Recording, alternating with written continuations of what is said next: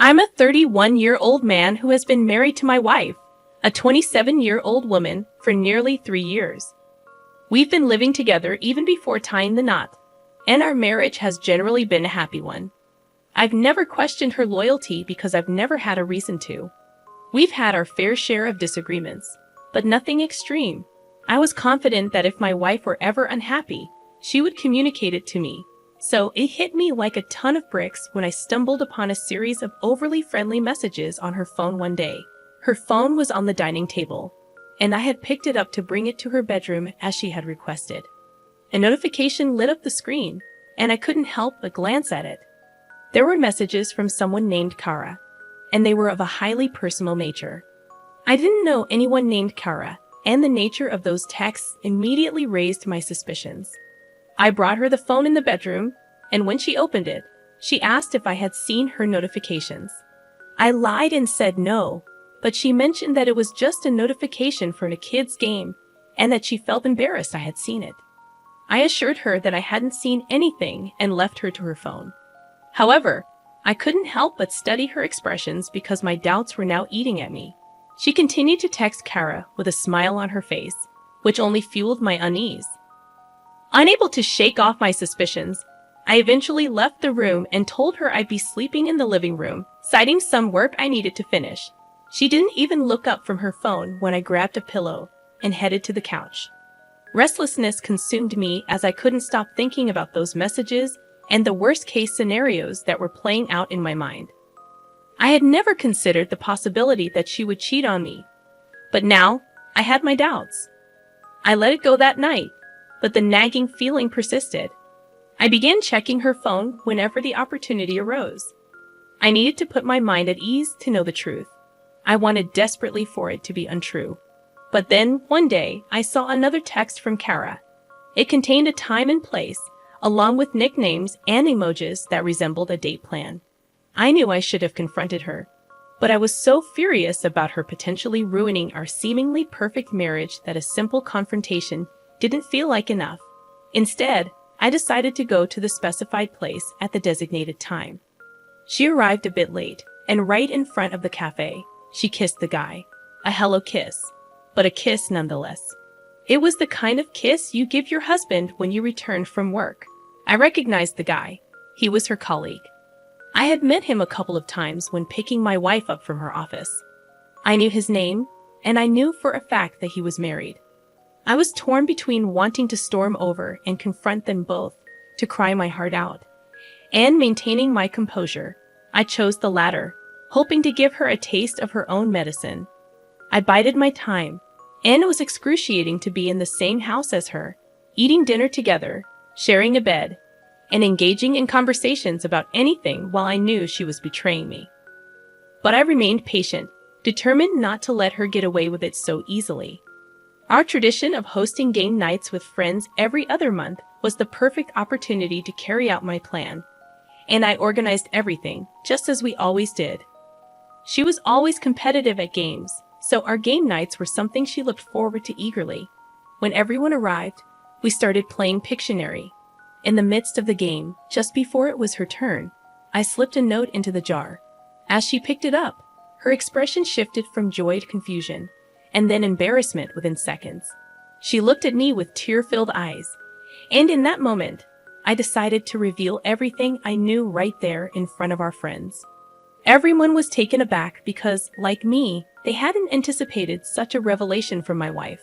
She pleaded with me to let her explain, and reluctantly, I agreed, curious about what excuse she would conjure. Through tears, she claimed I was jumping to conclusions, asserting that she was merely friends with her colleague. I remained calm, insisting she pack her bags and leave. Her demeanor changed swiftly. She admitted her mistake, but insisted it was unintentional. I couldn't fathom how infidelity could just happen without neglecting your spouse, but at least she acknowledged it. I calmly told her to leave, unable to bear her presence in my home any longer. I also informed her that I intended to speak to her colleague's wife, because he couldn't escape consequences either. Our friends, sympathetic to my situation, tried to console her. Despite my anger, I didn't want her to face this alone. Some friends offered her their guest rooms for the night. but she opted for a hotel. She accused me of humiliating her in front of everyone, insisting we talk when we were both calmer. Reluctantly, I agreed, even though I had little patience for her lies and fabrications at that moment. After she left, she persistently tried to contact me, but I ignored most of her calls and messages. I needed time to gather my thoughts. My wife had unraveled into a mess within a month. I did talk to her colleague's wife, who, too, had suspected her husband's infidelity. She revealed her plans to divorce him and suggested I do the same. I agreed, but it was far from easy. I had loved my wife for a long time, and we had been happy. We didn't have significant issues in our marriage, and yet she had chosen to betray us. About 2 weeks later, my wife, now living in a hotel, begged me to let her in and hear her out. I reluctantly allowed her inside, and she immediately burst into tears. She professed her love for me and admitted her mistake. When I asked how long the affair had been going on, she confessed it had lasted a year. My heart shattered, but my sorrow quickly turned to rage. I couldn't fathom why she had destroyed our otherwise happy marriage. She couldn't provide a single reason for her actions. She insisted on giving our marriage a second chance, but I was done. I told her to leave and not to contact me for a while. I needed time to think, to sort through the chaos she had caused. It's been 6 months since I asked my wife to leave. We've met a couple of times since, during which she apologized profusely, begging me not to divorce her. I was torn because I still loved her deeply. Ending our marriage was the right thing to do after her betrayal. But I couldn't find it in myself to move forward. Our marriage was in limbo. We lived separately, hardly speaking. I knew I had to end it officially because I couldn't trust her anymore. The trust I had once placed in her was irreparably shattered. She kept assuring me she wouldn't repeat her mistake, urging me to trust her again. I was considering giving her another chance when I received an email from her colleague's now ex-wife. She claimed my wife and her ex-husband were still in contact. I desperately hoped she was wrong, hoping my wife couldn't be that cruel. I asked my wife to meet, and, as usual, she began with apologies. I confronted her about her ongoing communication with the man she had the affair with. She hesitated, and in that moment I knew the truth. I urged her to be honest, and she confessed they had spoken when he was going through his divorce. She insisted they were just friends, but the little trust I had left vanished. With that admission, I realized I could never trust her again. There was no point in staying in a marriage where trust and unconditional love were lost. I informed her to expect divorce papers soon. She could take anything she still had in the house. Despite her tears and pleas, there was no other option. I felt a strange mix of relief and sadness, relieved to finally end the turmoil, but saddened by the loss of what was once a loving relationship. Thankfully, we didn't have children. It made the process a little less painful. She left quietly, and although I didn't care if she went back to that man, I needed to let her go to move on with my life. I should be informed beforehand and not find out when I walk through the door. I expressed my concerns, feeling unsettled about the situation. My wife seemed dismissive, telling me I was overreacting and that my brother needed a place to stay temporarily. The next day, I decided to have a conversation with my wife about boundaries. I explained that while I understood she wanted to help my brother, I needed to be part of the decision-making process, especially when it involved our home. She countered, saying that it was just a temporary situation, and I shouldn't make a big deal out of it. I insisted that communication and mutual respect were essential in our relationship, and that decisions like these should be made together. As the discussion continued, my wife became defensive, insisting that she was just being supportive and didn't see the need for my involvement. I emphasized the importance of boundaries in maintaining a healthy marriage and family dynamic. We talked through our concerns, trying to find a compromise that respected both our relationship and my brother's situation. In the end, we agreed that in the future, we would discuss such matters before making decisions that affected our home life. While my initial reaction might have been perceived as an overreaction, the conversation allowed us to establish clearer boundaries and strengthen our communication as a couple. I firmly believed that I should have been the one to decide whether my brother stayed over. He had no right to call my wife and intrude without my consent.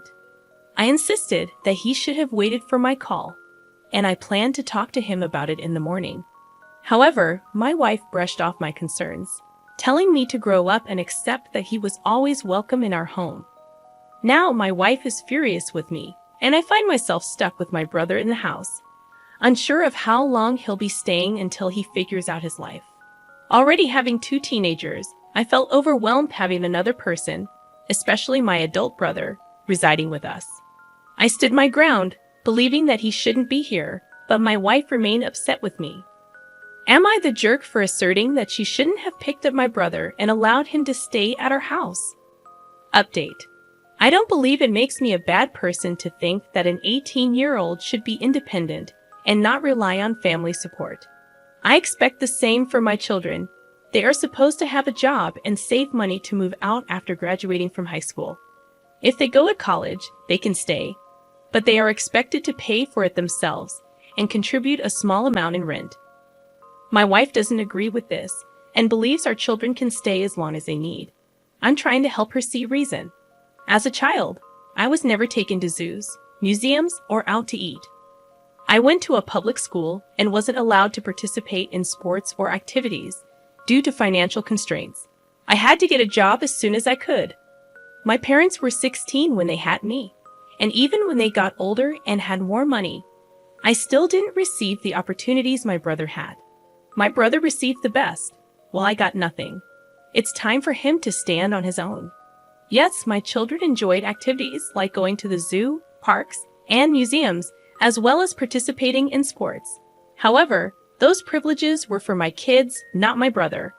I couldn't understand why my wife would include him in these experiences. My brother has always regarded her as another mother, so I had to share her with him. Last night, when I got home from work, everyone was preparing for dinner. After the meal, I asked my kids to go to their rooms so I could talk to my brother and wife. I questioned my brother about his presence and why he felt the need to involve us instead of dealing with his issues independently. He explained that he needed to escape his home environment. He had just discovered that his girlfriend had cheated on him and was planning to leave.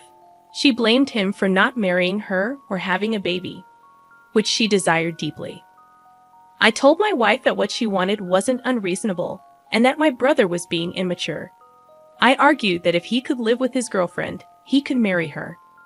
My wife countered, saying that not everyone wants to be married and have children at such a young age, reminding me that he was an adult who needed to grow up.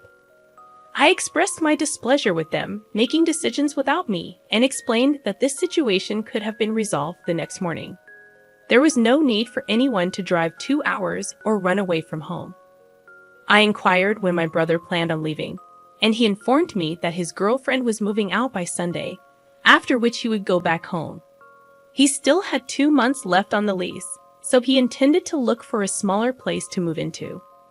I shared my reservations about him staying for that extended period, but my wife defended him, insisting he was my brother and a few days wouldn't hurt anyone.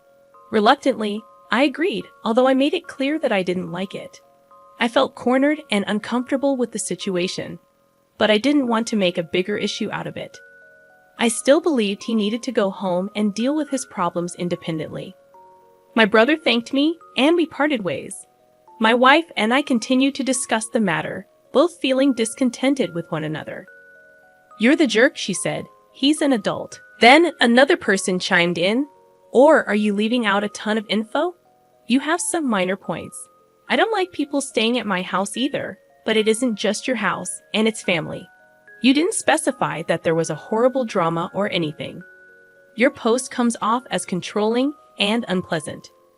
The discussion continued, with varying opinions. Some believed I was in the wrong, while others saw my point of view. It was clear that this situation had caused tension between my wife and me. The situation turned grim in 2020 when I lost my job due to having to homeschool our kids. We couldn't afford the rent, and 6 months later, we were evicted. My mother-in-law, who initially offered us 2 bedrooms, withdrew her support as soon as we became homeless. For 4 months, we lived out of our van with our kids until a homeless shelter opened up. During this time, both my mother-in-law and sister-in-law distanced themselves from us, showing little compassion. Despite our efforts to reach out, we were met with judgment from sister-in-law, who received her house after her father's passing and hadn't paid taxes in years. We were criticized for our life choices and were made to feel like failures because we were over 30, had 3 kids, and were struggling. Fast forward, we managed to turn things around drastically. We built a house from scratch, involving our kids, and gained invaluable experience. The outcome was perfect. Our kids were overjoyed to have participated in building their own home. We also started our own business, achieving this success without any help from my husband's family, despite their broken promises. Throughout this journey, I couldn't help but develop a bitter resentment toward them due to their lack of support. Recently, my mother-in-law, who is facing eviction herself after losing her retirement benefits, approached us asking to stay in our home if she became homeless. My initial reaction was to laugh at her audacity. My husband stood by my side, showing his resentment toward her for abandoning us in our time of need. She left offended, and later, sister-in-law criticized us, labeling us as trash for not allowing her soon-to-be evicted elderly mother to move in. I suggested a nearby nursing home for her instead. While some friends said my response was harsh, considering the way they treated us, I don't believe I am the jerk in this situation. Their lack of support when we needed it has created a chasm, and I find it hard to extend a helping hand now.